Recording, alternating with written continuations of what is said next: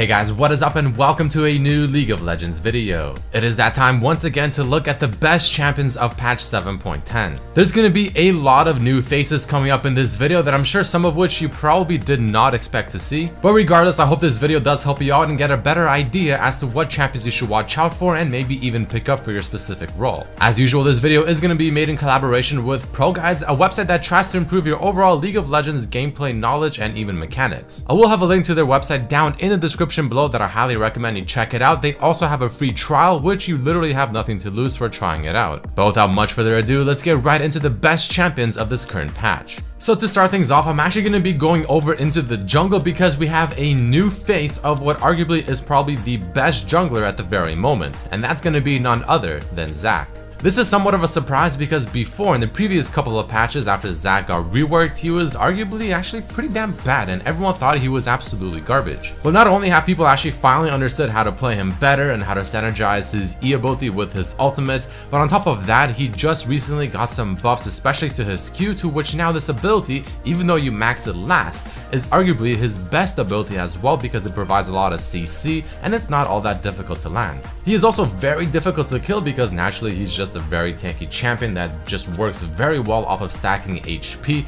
And on top of all of this, his ultimate, if you combine it properly with his E, if you land it of course on a squishy target like the mid laner, the ADC, you will reposition them if you do it correctly, and there's almost nothing they can do about it unless they have flash up. All in all, this guy is probably without question the best jungler at the very moment, so if you have not picked him up yet and you play jungle, I highly recommend you do so. But let's take a very quick look at the build that you want to do when playing as Zac. So like I said, maxing E first, then W and Q last. Your keystone of choice is going to be Courage of the Colossus just to help you with the extra tankiness, and it perfectly synergizes with your E ability. And for items, they're going to be somewhat situational because it just depends on the team that you're facing and how much of what kind of damage do they have. But almost always you do want to go for that Cinderhulk and then maybe something like a Spirit Visage, and then again, it just depends on what you're facing. But moving down the list, next up we also have IVERN. Now IVERN actually did get nerfed this patch, but he is still a very good jungler, and the reason for that is because, well, quite honestly, the nerf that he received wasn't really all that substantial. He's still sitting at almost a 54% win rate in the jungle, being the third highest of all jungle champions, so clearly the nerf just was a pretty poor one. It really didn't touch what IVERN specializes in, and I mean, he can still counter jungle quite effectively. He's just going to be a little bit weaker when he does it, so it doesn't matter too much as long as you do it successfully and wisely, but he still becomes IVERN regardless. He still goes those annoying support-ish and some AP items. He still scales decently well with Daisy, and he's able to provide a lot of shields and support effect items such as Redemption to the ADCs, which currently are arguably a very good role. So all in all, IVERN is definitely still a top tier jungler, probably right underneath Zac. Now in terms of the build that you want to do when playing IVERN, it's still going to be the same as before. Your keystone of choice will still be wind speakers just to help your ADCs out that much more, and you are essentially still a somewhat supporty type champion. Your items are still going to be a little bit of AP to start, like an Athene's, followed by things like Redemption, maybe Locket, Ardent Sensor, and it just kind of depends on the game, who you have on your team and who you have on the enemy team. And moving along to the third jungler that I want to talk about, it's going to be none other than GRAGAS. Now the beautiful thing about GRAGAS is the fact that even though he is a good jungler, he can also be played to some pretty good success up in the top lane. Personally, I really like having a good GRAGAS on my team because he's a pretty nice tank, he's got some great initiation, he has a lot of CC, and his damage is nothing to laugh at. He doesn't necessarily excel at anything specific, but he seems to also bring in just a whole bunch of different useful things to your team. His clear in the jungle also isn't all that bad, just because he does have some decent AoE damage, since literally every single ability he has, his QWE and even technically his ultimate, even though you wouldn't use that in the jungle, all offer AoE damage. His ganking potential pre-level 6 is also pretty damn strong and something you should definitely watch out for. And I mean, all in all, he's just a pretty nice champion that just adds a lot to the team, doesn't really excel at anything, but has a bunch of good positives. So with all that being said and done, let's take a quick look at the build that you want to run when playing GRAGAS jungle. Just like every other champion, you also want to go Courage of the Colossus on GRAGAS for the keystone because it just synergizes with your kit, it's very easy to proc, and it makes your job as being an initiator that offers CC to be that much better. Your item build is going to be somewhat similar to that of Zac, except with GRAGAS you usually want to get some form of sheen item, usually being something like a Frozen Gauntlet. For your abilities, you usually want to max out your Q first, followed by your W and then your E.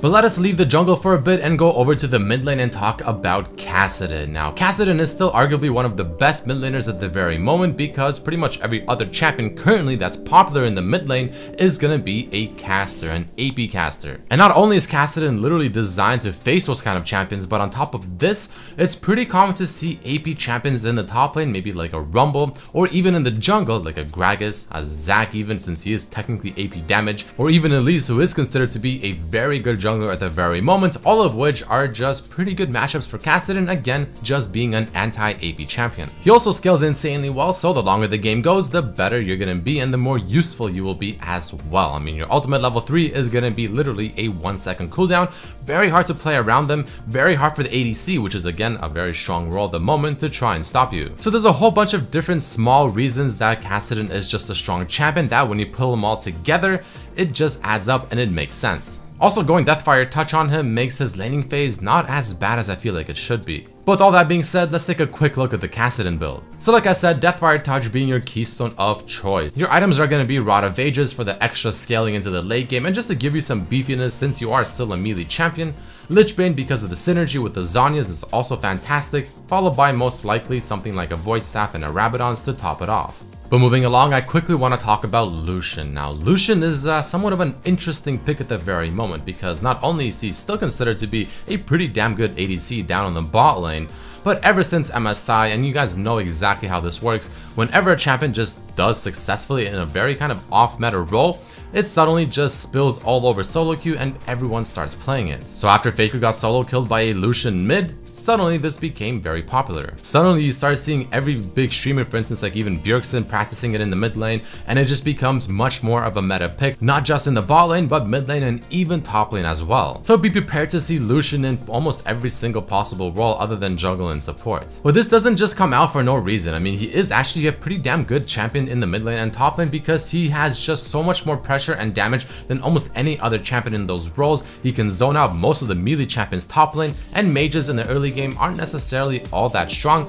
so someone that just relies on auto attacks, and Lucian being an auto attacking spellcaster makes him just super strong in the laning phase, can zone a lot of these champions and usually outtrade almost all of them. So this is the pick that you just definitely want to watch out for, whether it's top lane, mid lane, or especially in the ADC. But the build that you want to run when playing Lucian is still going to be more or less the same. I mean, you still want to go Fervor of Battle, your items are still going to be Blade of the Ruined King with the Black Cleaver, Phantom Dancer synergy, the new Guardian's Angel of course being very exceptionally strong on ADCs and AD champions, but everything else should be somewhat self-explanatory. Following this, let's quickly talk about one of the support champions that's been in these videos for pretty much every single time for the past at least 10 videos, I would almost say. Lulu. Lulu, even though she's not as strong as she used to be, she is still arguably one of the better support champions at the very moment because the current meta for supports are champions that offer peel, offer shields, because again, ADCs, they are very strong, so all they really want is a support champion that can just help them peel, keep them alive, and just let them do their thing. So on top of someone like Karma also being quite a good support, Lulu is still probably the best one. I mean, not only does she provide shields, she can provide movement speed, she provides just flat out HP buffs, she provides also polymorph, which is insanely strong. She's also got a pretty damn good laning phase, got a lot of damage, especially if you go Thunderlords, and I mean, she just has a whole bunch of things in one champion that most other supports don't have as well as she does. And at the moment, there's almost a minimal reason to play anyone else but Lulu, unless of course she is banned or already picked. So very quickly, let's take a look at the build that you want to do when playing Lulu. Windspeaker's Blessing is going to be your keystone of choice for obvious reasons.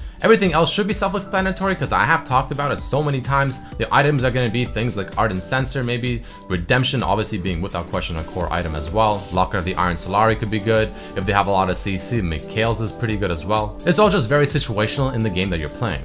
And the very last champion I want to quickly talk about before I go into some honorable mentions is going to be Yasuo. Top lane Yasuo is still quite effective. I mean, he can, if you play it correctly, win most matchups. He also has a lot of damage within his kit, Infinity Edge of course just being much cheaper, and he scales probably better than most other top laners. Now having said all of that, of course, I mean, Yasuo is still definitely one of those champions where he's kind of do or die. Either you'll just do really well and you'll pop off and you'll be almost impossible to stop, or you'll just fall behind and you'll be pretty useless for the majority of the game. But having said that, even if you do fall behind, I mean, Yasuo again, he still scales really well and he still can provide a lot of split push pressure, or if you have a good team comp that has a lot of knockups, he can still provide a lot in team fights. So as long as you're focused and you don't tilt, I mean, there is still a pretty good chance of you scaling up and still being very effective as the game progresses, regardless of you falling behind in the first half. I mean, he is getting nerfed next patch, so this might be the last patch he's considered to be actually like a pretty damn good champion, so play him while you can, because next patch, there's a good chance that he won't be anywhere near as good as he currently is. Now, the build for Yasuo is going to be usually going for River of Battle. The Warlords is not a bad option either. Phantom Dancer and Infinity Edge being your still 2 core items. Getting something like Death's Dance against a team with a lot of burst damage can be effective as well and will give you a ridiculous amount of lifesteal. Bloodthirster is still great. Things like a Frozen Mallet can help you stick on very mobile champions that are squishy. And Guardian's Angel is actually really good on Yasuo as well, since it now offers AD. Now, before I end off this video, I want to go over some quick honorable mentions. The first champion I want to talk about is going to be Jace. Now, Jace is a champion I feel like should be better than he currently is in terms of just raw statistics, but I feel like now, again, with the whole thing of MSI happening and champions being played successfully, and again, Perks playing Jace and solo killing Fakers several times, this is, of course, just naturally going to make Jace more popular. People are going to think, you know what, maybe he's actually a really good champion in the mid lane, even in the top lane. Let me try him out, and then influx of Jace players will just simply increase, and if he's actually generally a good champion, his win rate will naturally slowly go up. Next up, I also want to talk about Heimer. Now, Heimer did get somewhat of a rework this patch, and I have to say, surprisingly, in the mid lane, his win rate has gone up to 53%. Now, granted, his play rate isn't anything too substantial, just over 1%. It doesn't change the fact that his win rate still skyrocketed all the way up to 53% from only being at 47% a patch ago. Even having a low play rate, I mean, going up almost 6% in win rate is still quite substantial, so it must mean something. So Heimer is definitely one to look out for. Maybe he's kind of a hidden or secret OP that not a lot of other people are aware of yet, so definitely someone to keep your eyes on. And last but not least, we also have Lee Sin, who is, with the least, still considered to be one of the best junglers at the moment, next to, of course, Zac and IVERN. I just wanted to give him a quick honorable mention because I feel like I almost never talk about Lee Sin, and I feel like he definitely deserves one by now. He just offers a lot of damage early game and has a lot of pressure. But that right there is about it for this video, guys. There you have it, the best champions at the very moment, and Heimerdinger being somewhat of a surprise champion that you definitely want to keep your eyes on. If you enjoyed this video, then definitely hit it with that like button to show your support. Make sure to share this with your friends so everyone else knows exactly what to play and look out for this current patch, because there have definitely been some substantial changes. But either way, I thank you all so much for watching, and I hope to see you for the next video. Peace.